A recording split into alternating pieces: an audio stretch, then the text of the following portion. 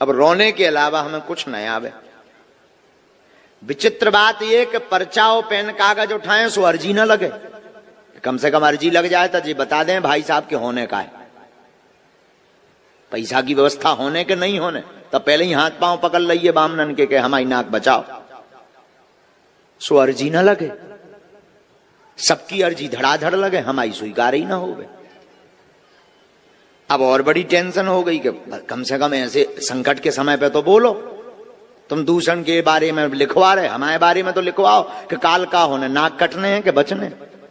सो भाई साहब मौन एकदम, कीप क्वाइट। अब बड़ी हैरानी, भाई साहब मतलब श्री हनुमान जी मौज की बात बोल रहे हैं। शाम हो गई, रामलीला चलती थी, चित्रकूट की रामलीला आई थी। रात के समय पूरा गांव आसपास के लोग देखने आते थे, बीच बीच में पुलिस भी कभी आती थी। लगभग 1-1:30 बजे जब रामलीला से लोग दर्शन करके चले गए, गर्मियों का दिन, मटकों में पानी भरा रहता था, हमें तो भोजन ना भय, एक रोटी का निवाला नहीं गया भीतर। मन में यही चिंता कि कल होगा क्या, और बार बार रोना आवे, बार बार आंसू भर में कि इससे अच्छा तो यज्ञ ही ना करवाते तो ठीक थी, या फिर किसी से उधार मांगे, पर मांगे किससे, कोई उधार देने वाला नहीं। बार बार हमारे आंसू भरें और बार बार हम सन्यासी बाबा और बालाजी का ध्यान करें, कोई जवाब ही नहीं। रात के 2 बज गए, 2 बजे तक कोई व्यवस्था नहीं बनी, तो अब हम एकदम तड़फड़ाएं। एक झोपड़ी बनी थी, एक कमरा में जाएं, बार बार रुपया गिने, बार बार हैरान हों, तो रुपया 20,000 के 20,000।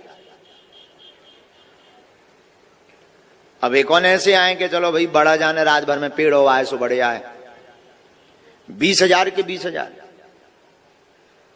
रात के 2 बज गए तो कोने में हर जो नीम के पेड़े लगे हैं, अभी भी मंदिर में लगे हैं, मंदिर के नीचे में जो नीम के पेड़े लगे, इन पेड़न के नीचे जो है पानी के मटका भरे थे, पानी के मटका। मारे आवेश के हमें अंदर ही अंदर गुस्सा भी चढ़ी, रोबो भी आ रहा हो मन ही मन के, अब कीपे रुपया मांगी हो, इतने रुपया एक रात में को दे दे, 4-5 लाख रुपया चाहिए। पानी को मटका लो, गर्मियन के दिन से ऐसे ही मटका को पानी डालो, नहाओ। एक छोटो सो मटका नल लगो, नल से भरो। सब लगभग सो गए थे, 2, 4 से 10 जने जग रहे थे। उन्हें सब पता तो कि रात महाराज जी पूजा करने जाते रहते हैं। मटका में पानी भरो और मटका हाथ में लेके बागेश्वर मंदिर की सीढ़ियां हम चढ़ने लगे।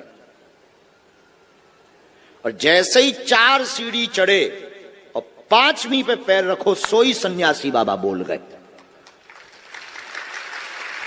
और मंदिर से गर्जना के साथ आवाज आई कि तुम चिंता मत कर, सुबह तोरी व्यवस्था हो जाए यज्ञ की, जा।